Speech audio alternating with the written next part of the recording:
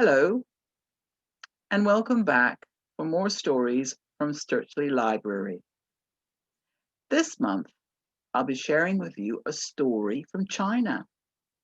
It's called The King of the Forest. Fox had been out hunting all night long. He'd done rather well. He'd caught a lovely plump rabbit. He'd feasted.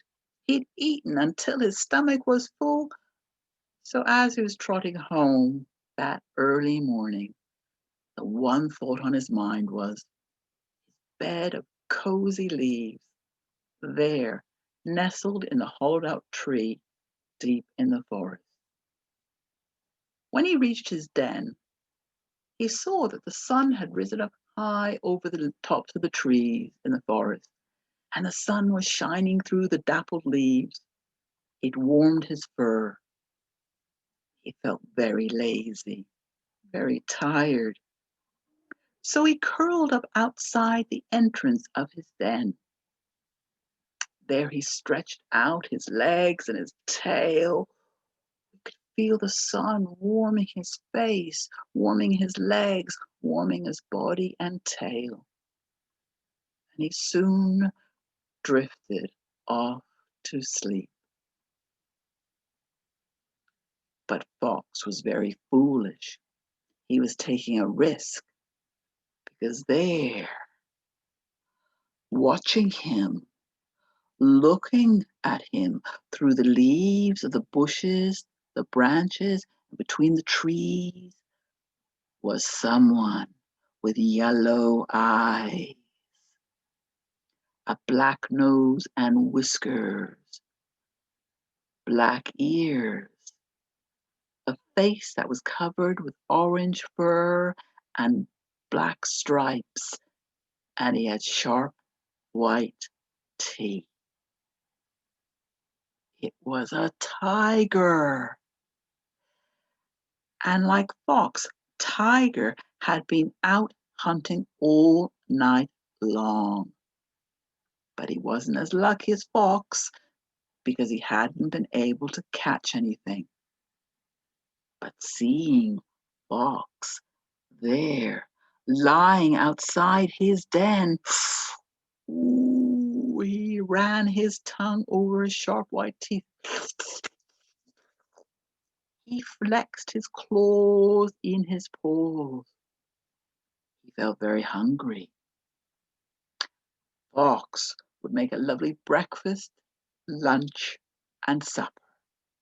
So Tiger began to creep through the branches of the bushes, through the undergrowth. He went 1, 2, 3, 4, 5 steps, and he was almost on top of Fox. He raised his great paw and he brought it down on the tail of Fox. Fox woke up and found himself looking into the yellow eyes of Tiger. He could feel the hot breath of Tiger upon his face. He saw those sharp white teeth. He swallowed hard. He felt his heart beating within his chest. But Fox was smart. Fox was clever. Fox used to like to play tricks on animals.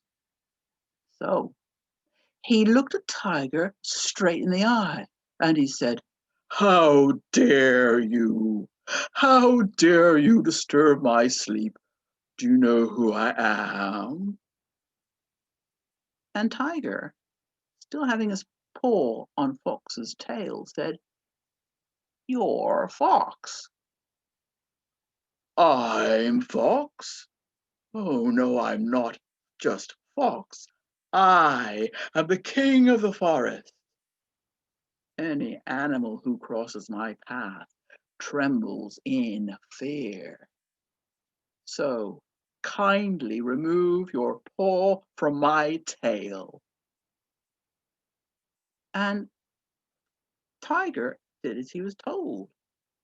But he looked very hard at Fox and said, "You, king of the forest? Prove it." And Fox got to his feet. He shook himself all over, right down to the tip of his tail. And he said to Tiger, "If you don't believe me, follow me then." And he turned and began to trot down the little path up into the forest with Tiger 1, 2, 3, 4, 5 steps behind. He watched as Fox trotted on ahead, and very soon Tiger heard the rushing sound of water.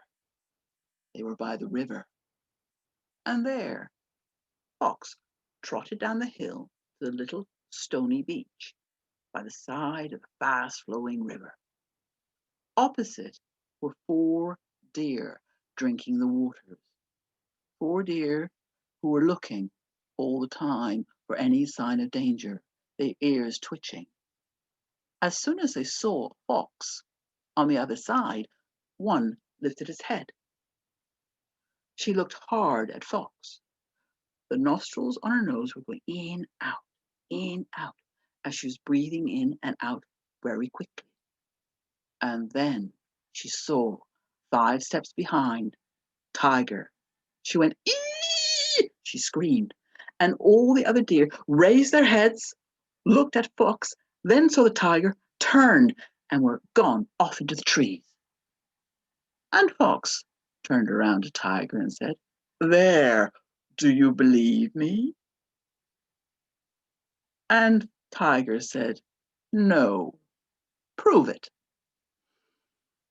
"Very well," said Fox, "follow me." And he trotted up the little hill and up along the bank of the river until he's back on the path into the forest, with Tiger 1, 2, 3, 4, 5 steps behind.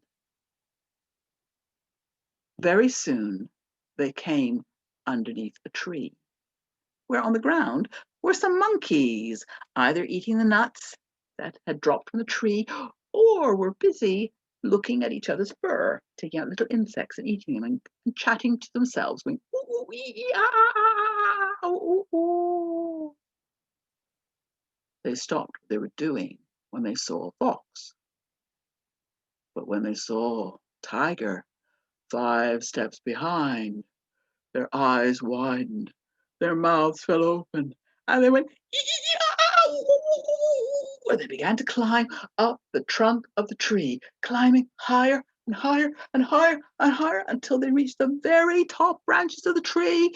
And there they all hugged each other and looked down and went, "Ooh, yeah, ooh, yeah." And Fox sat down underneath the tree and wrapped his beautiful tail around his legs. And he looked at Tiger straight in the eye and said, "Now do you believe me?" And Tiger did believe that Fox was the king of the forest.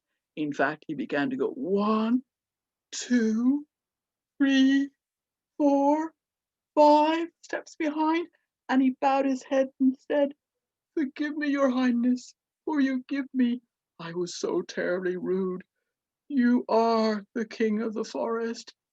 And he turned and was gone.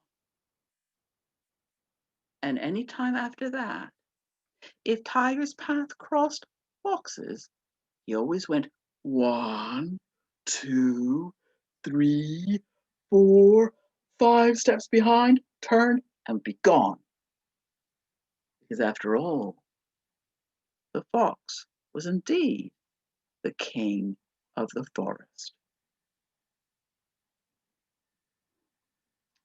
Well, I hope you've enjoyed that story. I've enjoyed telling it. Thanks so much for listening. And I'll be back next month for more stories at Stirchley Library. Bye-bye.